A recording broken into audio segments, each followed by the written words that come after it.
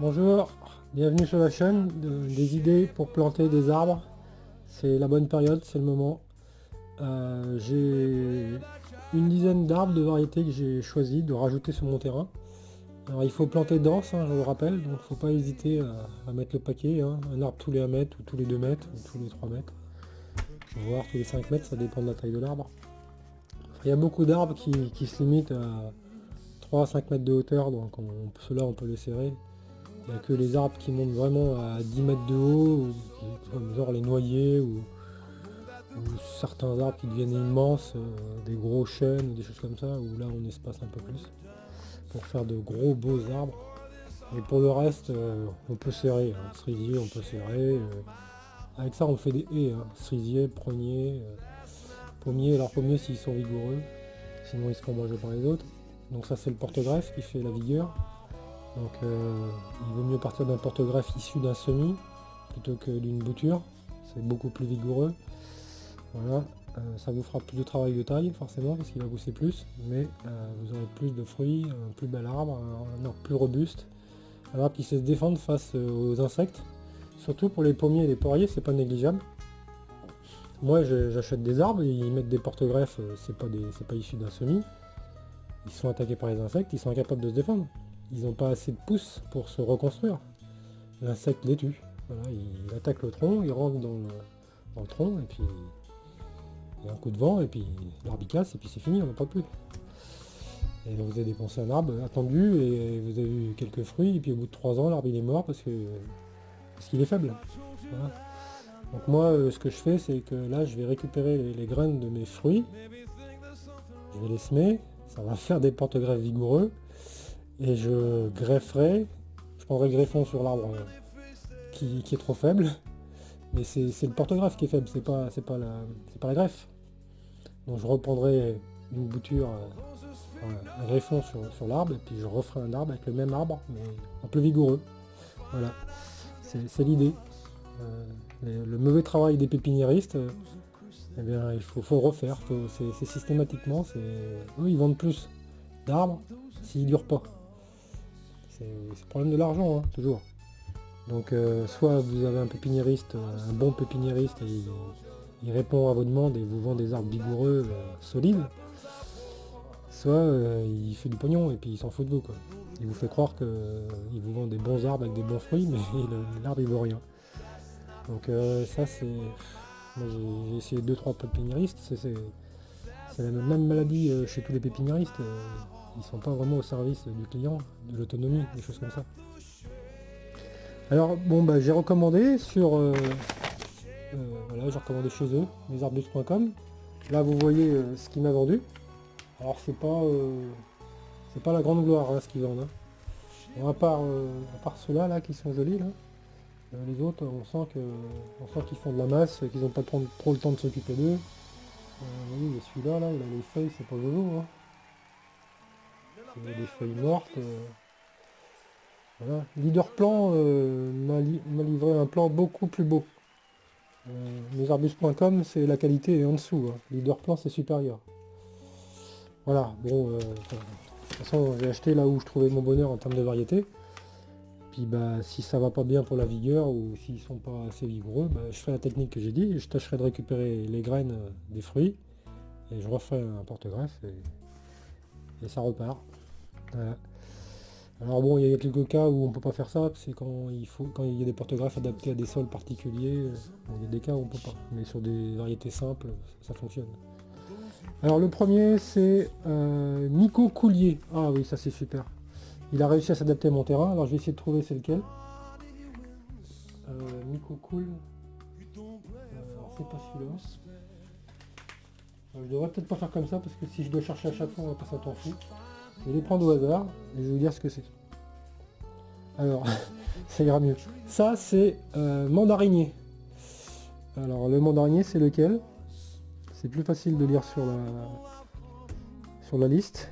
Alors, je vais vous dire, hein, j'ai pris Mycocoulier de Provence, j'ai pris un Léagnus Gumi du Japon, qui a le fruit jaune, et qui est le seul fruit qui contient des protéines. Il a les acides aminés, ça vous fait c'est un des rares fruits qui possède des acides aminés qui fait des protéines. Voilà. Alors d'après que c'est très très bon au niveau du goût. Ça fait des petits fruits un peu plus petits que des myrtilles, mais c'est puis les oiseaux en raffolent. Voilà. J'ai pris un cerisier tomenteux, un cornouiller mâle, un mandarinier Cléopâtre. Voilà, c'est ça. Mandarinier Cléopâtre. Alors ça résiste à moins 8 degrés et jusqu'à moins 14. Alors c'est quand on dit ça résiste à moins 8 degrés, c'est le tronc, hein, les feuilles qui résistent à moins 8. Les fruits, lui, à moins 8, ils vont claquer. Hein. Donc c'est ça qu'il faut bien comprendre. Donc vous aurez des fruits s'il y a des hivers doux. Et s'il y a des hivers trop durs, et bah, ils vont geler. Les fruits vont geler. Donc vous n'aurez pas les fruits. Mais c'est moins 8, moins 14, c'est un des plus résistants au froid. Quoi. Donc avoir de la mandarine, c'est sympa. Donc là, c'est le temps qu'il pousse et que le climat se réchauffe, ça sera bon. Voilà. 3 à 5 mètres l'arbre, donc c'est assez touffu quand même. Hein, ça fait aussi 3 à 5 mètres de large, donc c'est quand même des gros arbres. Hein. C'est assez large, c'est bien feuillu. Faut éviter de les mettre au vent et surtout il faut un sol très riche. Donc ce qu'il faut faire, c'est qu'il faut aller chercher, vous demandez à la mairie ou à la déchetterie de faire une remorque de compost et vous mettez ça au pied. Voilà, comme ça c'est riche. Voilà. Donc au suivant, donc j'en ai pris 2. J'aime bien que les arbres soient pas tout seuls pour favoriser la fructification et puis aussi qu'ils soient pas solitaires, qu'ils s'ennuient pas, qu'ils aient un copain. Alors les arbres ils communiquent par l'eau, je le sais depuis pas longtemps. Je le sais parce que je m'en suis rendu compte parce que j'ai des plantes en appartement et depuis que j'arrose ça, quand j'arrose ça dans le... Alors je vous explique comment j'ai fait. J'ai mis ça dans un plateau en inox pour faire la cuisine. Vous voyez ? Donc c'est bien, j'arrose et puis l'eau finit dans le bac. Et puis pour pas qu'il y ait un surplus d'eau, j'éponge ce qu'il y a dedans. Et en fait ce que j'ai fait c'est que quand j'ai épongé ça, je me suis dit plutôt que de jeter l'eau dans l'évier, je vais la mettre aux autres plantes que j'ai dans l'appart. Et c'est là que je me suis rendu compte qu'il y avait une communication chimique par l'eau entre les plantes. Voilà. C'est la télépathie. Donc oui, c'est logique en fait que les plantes communiquent par l'eau. C'est ce qui transmet tous les nutriments et les informations. Mais je pensais qu'elle communiquait uniquement par les odeurs, les substances, par les fleurs, les substances chimiques et un peu le son, parce qu'on sait que ça émet du son, mais qui est inaudible pour nous. Mais ça communique aussi par l'eau, c'est intéressant, ça leur permet de savoir et de récolter des informations des autres pour les aider à pousser en fait. Voilà. Puis aussi des nutriments, des choses qui peuvent les intéresser. Donc quand vous avez... C'est intéressant si vous arrosez comme ça et que vous récupérez de l'eau, un surplus d'eau, vous les réutilisez pour d'autres plantes. Ça leur permet de communiquer et de savoir qu'elles ne sont pas toutes seules. Alors on en prend un autre. Ça. Alors, il m'a pas toujours mis les étiquettes, ça c'est pas bien. J'en prends 2. Alors je vous montre comme ce que c'est. Maintenant il faut que je trouve le deuxième que je trouve l'étiquette. Parce que quand j'en prends 2, il m'en met qu'un seul avec l'étiquette. Alors ça vous tapez une bonne galère, vous cherchez mais c'est lequel. Et je pense que c'est celui-là. Ouais, vu la feuille, c'est celui-là. Alors oui, quand même pas Jojo, hein, pour 10 €, ils sont pas trop cassés la tête. Hein. Bon, plus c'est petit, plus ça va s'adapter au terrain, mais j'espère qu'il n'est pas petit parce qu'il manque de vigueur. Je sais pas si je me suis pas trompé. Là, c'est Elaeagnus pointilla fortunella.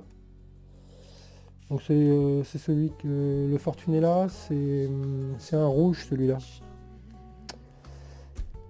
Ah non, c'est celui à fruits jaunes, pardon. Elaeagnus embellata pointilla fortunella, fruits jaunes. Voilà. Donc, vous voyez comment est faite la feuille. Voilà. Vous voyez, c'est une feuille comme ça. Voilà, donc ça fait des beaux arbres qui montent... Ah bah non, celui-ci, il est plutôt nain. Il fait 2 à 3 mètres de haut, maximum, adulte, et 1 à 2 mètres de large. Vous voyez, donc ça, c'est facilité d'attraper les fruits, en gros. Pas très vigoureux. Pas beaucoup besoin d'eau pour les Elaeagnus, c'est ça qui est bien. Donc, pas, au démarrage, oui, mais après, il va se débrouiller. Il va faire de la racine. Donc ça sera bien. Voilà, donc celui-ci, quand même, il est plus joli. Il a plus allure. Alors bon, il y a de la perte, souvent. J'en avais acheté 8.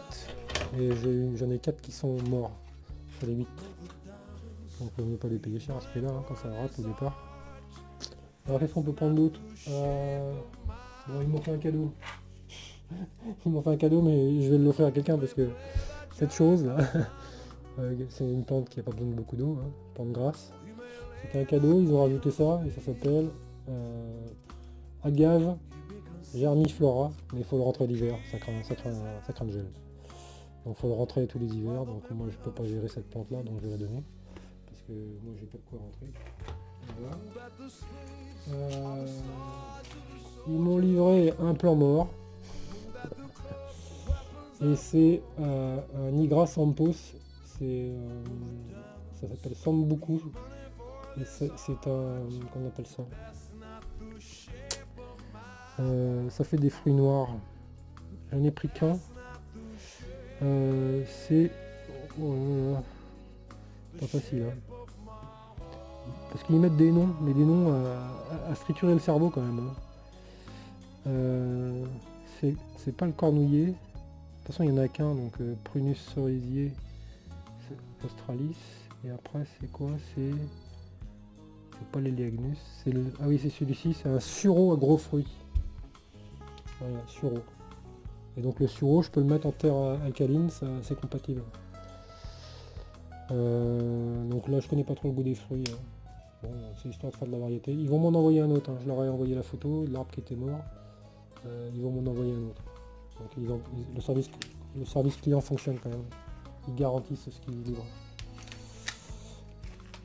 Donc peut-être qu'avec un peu de chance, il va se reprendre et puis j'en aurai 2 au lieu d'un. Enfin, il est mal parti parce que le greffon est mort, c'est tout sec. Je sais pas ce que ça va donner. Ou alors c'est le porte-greffe qui va reprendre et puis il faudra que je le regreffe. Je ne sais pas. Qu'est-ce qu'on peut prendre d'autre? J'aurais bien aimé vous montrer le Mycocoulis. Ça c'est Eleagnus Sweet Scarlet. Voilà, Eleagnus Sweet Scarlet. Bon. Eleagnus, c'est bien pour ça vous met de l'azote. Vous alternez pommier, Eleagnus, poirier, Eleagnus. Parce que c'est des arbres qui fixent l'azote. Donc ils s'entendent bien entre eux. C'est bien. Ah, ça c'est un peu différent. Ça s'appelle ragoût minier, Prunus, tomentosa. Alors, je vous montre. Alors le nom ragoût minier, ça va rien vous dire, hein. Forcément. Donc faut que je vous trouve le nom connu. Ragoût minier. Ouais, c'est l'horreur entre le bon de livraison et puis ce qu'ils vous livrent. Vous galérez comme des fous. Ils vous font des phrases entières. Ah, c'est celui-ci. C'est un Prunus tomentosa. Oui, voilà. Cerisier tomanto. C'est quand même plus simple. Et après, ils ont ajouté 2 nanquins ragoût minier. Non, mais je sais pas s'ils font exprès d'essayer de nous embrouiller là. C'est. Voilà. Donc une petite feuille sympa comme ça. Bon, bah c'est un cerisier quoi. Voilà, mais c'est un cerisier tomanto. Alors parce que j'en avais un qui était bien, c'était qui résistait à la pluie et tout ça, et puis qui pourrissait pas ses cerises. Et j'ai l'espoir qu'avec celui-ci ça puisse résister à la pluie. Parce que c'était voilà. Donc il y a certaines variétés de cerisier qui résistent bien aux pluies. Donc j'espère que celui-ci va pouvoir le faire. C'est des petites cerises un peu acides qui ont un peu un style plus sauvage, mais souvent on obtient des arbres plus robustes à l'humidité. Alors qu'est-ce qu'on a d'autre? Il est beau celui-là. Hop, il n'y a pas de nom. C'est parce qu'il doit en avoir 2, il faut trouver le deuxième. Oui, c'est l'horreur, hein, commander chez eux. C'est l'horreur, vous passez un temps fou à savoir mais qu'est-ce qu'ils vous ont fait. Ils économisent les bouts de chandelle pour pouvoir vous vendre. Là, je crois que j'ai trouvé le Mycocoulis.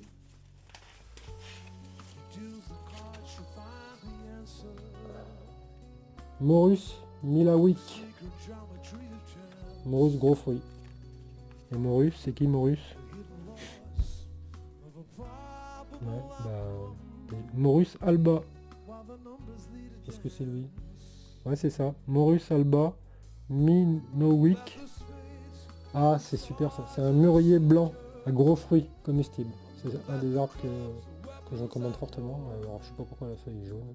C'est un peu tôt pour l'automne hein, quand même. Voilà, donc ou alors c'est que les petits arbres ils font l'automne un peu avant les autres, je sais pas. Ça c'est super, hein, j'en avais un, et aujourd'hui il fait 2,50 m de haut. Ça pousse assez vite. Il a déjà fait ses premiers fruits, donc j'en suis super content. C'est un des fruits les plus délicieux du jardin. Mûrier blanc, c'est le mûrier du verre à soie. Alors il y a plusieurs variétés en mûrier blanc. Hein. Mais celui-là, il donne des variétés, des fois ils disent pas. Ils disent juste mûrier blanc et vous savez pas trop quelle variété vous avez.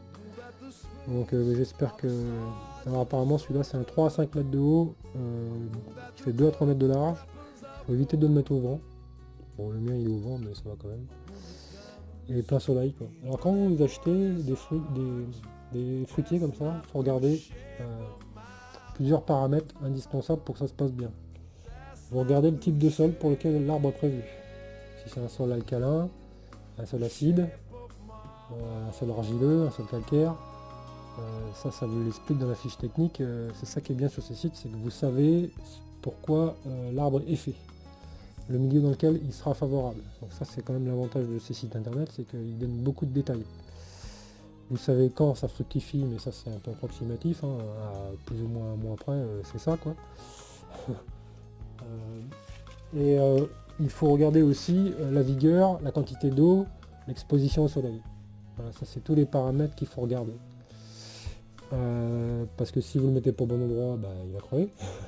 Si vous le mettez plein soleil et puis qu'il supporte pas le plein soleil toute la journée du matin jusqu'au soir, bah, ça va le cramer.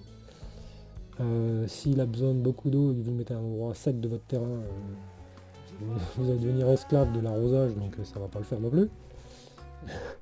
Donc il faut regarder tous ces paramètres là et la vitesse de croissance, c'est-à-dire bah, ça vous permet de savoir s'il faut vous inquiéter ou pas, que ça va ralentir ou pas. Quoi. Si c'est un arbre qui a peu de croissance rapide, bah, faut pas vous énerver, dire cet arbre il pousse pas, etc. Ça peut faire partie de sa lenteur naturelle. Voilà, donc vous avez des arbres qui sont plus ou moins rapides. Alors chez moi même les arbres rapides sont lents. Hein.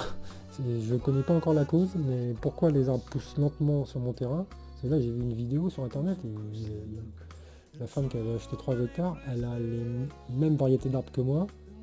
Et les siens au bout de 5 ans, ils ont poussé 10 fois plus vite. Alors 10 fois c'est quelque chose. Alors moi j'ai un pH de 8, argileux, calcaire, un sol pas très profond, 60 cm à 1 mètre. C'est pas dramatique. Et pourquoi c'est si lent, je ne sais pas. Donc peut-être qu'il va falloir se mettre à faire de l'électroculture pour énerver un peu. Donc pour le moment je m'en plains pas, si ça pousse pas trop vite, ça me fait moins de travail de taille. Mais un jour je vais peut-être vouloir que ça soit plus poussant quoi, quand je serai plus sur place et que j'aurai plus de temps. Voilà. Qu'est-ce que je peux vous dire d'autre? Le cornouiller mâle, ça c'est pas mal. C'est des arbres de 3 à 5 mètres de haut, 2 à 3 mètres de large, vous voyez, des arbres qui font 2 à 3 mètres de large, c'est pas, vous pouvez serrer hein, à la plantation, il n'y a pas de souci. Donc voilà, j'ai un peu du mal à m'y retrouver, je vous le cache pas. Je vais galérer pour planter. Parce que quand vous en commandez deux, ben, ils vous mettent qu'une seule étiquette, donc il faut voir lesquels qui se ressemblent. Donc c'est la galère. Et le micocoulier, je sais pas trop où il est. Là il a mis une étiquette, tiens. Ah il a mis une étiquette là. Il a mis. C'est un Morus alba. Ouais, c'est le deuxième. Ah mais d'ailleurs c'est celui-ci. Alors celui-ci il vient de. Alors, je vous montre celui-ci, c'est un mûrier blanc aussi. Vous avez vu la différence d'auteur? Ben, celui-là il vient de chez Leader Plan. Au même prix. Hein. Ah, celui-là je suis sûr qu'il est plus nerveux. Hein. On sent que c'est pas les mêmes professionnels qui travaillent. Là. Je suis sûr qu'il a le même âge mais il sait y faire quoi. Il sait s'occuper de ses arbres. Voilà. Ben, il fait le double de hauteur hein, de l'autre. De chez mesarbus.com. Donc voilà ce que je peux vous donner comme idée. Je vous montre le bon, vous allez voir, le bon de livraison, c'est. Vous voyez, je vous mets toute une phrase là, comme ça vous galérez pendant 2 heures. Les types qui travaillent en jardinerie, faut qu'ils aient bac plus 5 dans le domaine végétal pour retenir tout ça, il faut une mémoire de fou. Si c'est des dingos. Alors ça, je sais pas pourquoi ils font ça, franchement. C'est comme s'ils voulaient pas être compris des autres et puis qu'ils ont leur propre langage. Comme ça ils s'accaparent le commerce des arbres. Oui, c'est ça. Hein. Et quand il y a un problème comme ça, vous cherchez toujours l'origine, c'est toujours l'argent. Voilà. Bon. Bon, ouais, j'espère que je vous aurai donné des bonnes idées. Et puis voilà. Et planter, hein. Planter tous les ans parce que c'est l'avenir, quoi. Et c'est ça qui vous ramène des insectes. Chaque plante a ses insectes, chaque plante a ses oiseaux. Donc quand vous allez multiplier les variétés comme ça, et ben vous allez créer un paradis dans votre jardin parce que y a des oiseaux qui affectent particulièrement tel arbre, des insectes qui affectent particulièrement tel arbre. Et c'est comme ça que vous allez créer une sorte de biotope et que progressivement le lieu va devenir de plus en plus positif par cette diversité. Voilà, alors vous créez des îlots d'espèces, moi c'est ce que je conseille, c'est de créer des îlots d'espèces. Par exemple, vous créez des îlots de pruniers, des îlots de poiriers, des îlots de pommiers. C'est comme ça favorise la fructification quand les insectes passent, parce qu'ils vont faire tous les poiriers du coin. Et comme vous faites des îlots et que vous les séparez, si pour une raison ou une autre il y a des maladies, les maladies ne vont pas facilement se transmettre. Et si vous, par exemple, vous faites 3-4 îlots de pommiers, 3-4 îlots de poiriers, et entre les deux, il y a des îlots de... Alors les îlots, j'appelle ça, c'est comme une île, hein, en fait, et puis vous faites des petits chemins dans votre jardin, et puis vous passez comme ça autour. Et puis, pourquoi faire des îlots, ça va surprendre beaucoup, parce que je n'entends parler nulle part de ça. Mais moi, je m'en suis rendu compte en observant les arbres, comment ils se comportent. Si, par exemple, il y a un îlot où j'ai que des pruniers, et j'ai été mettre un pommier et un poirier, les pruniers vont déglinguer les poiriers et les pommiers, ils les dominent et ils les tuent. Parce qu'ils sont plus poussants, ils sont plus rapides, et puis ils veulent prendre l'espace. Donc c'est pour ça, c'est mieux de faire des petits îlots, vous mettez, je sais pas, des îlots de 5 pommiers, 5 poiriers, et chacun, en plus les déchets des pommes vont transformer le sol pour le pommier. Et les déchets des prunes vont transformer le sol pour les pruniers. Chacun défend son territoire et adapte le sol à sa convenance et aux nutriments dont il a besoin. C'est pour ça que je soulève la notion des îlots. Et par contre, c'est vrai que vous pouvez mélanger, pour augmenter la vigueur, les Eleagnus, eux, ils vont s'adapter un peu à tout. C'est l'arbre copain de tout le monde. Vous voyez, donc vous pouvez intercaler des Eleagnus. Moi je le fais surtout pour les pommiers poiriers. Pour les pruniers, c'est pas la peine de mettre des Eleagnus. Un pommier c'est très vigoureux, un cerisier c'est très vigoureux, il n'a pas besoin d'Eleagnus pour l'aider. Mais les pommiers poiriers, ils ont souvent besoin d'être un peu plus stimulés. C'est les arbres qui sont les plus attaqués au niveau des fruits, au niveau des... Donc s'ils ont une meilleure nourriture de proximité, une meilleure compatibilité avec l'environnement, ils vont être plus à même de se défendre, voilà. Donc on les rendra un peu plus forts. Donc c'est ça l'idée. Voilà, donc c'est des idées que je vous donne, et puis j'espère que ça vous inspirera. Voilà, allez, au revoir.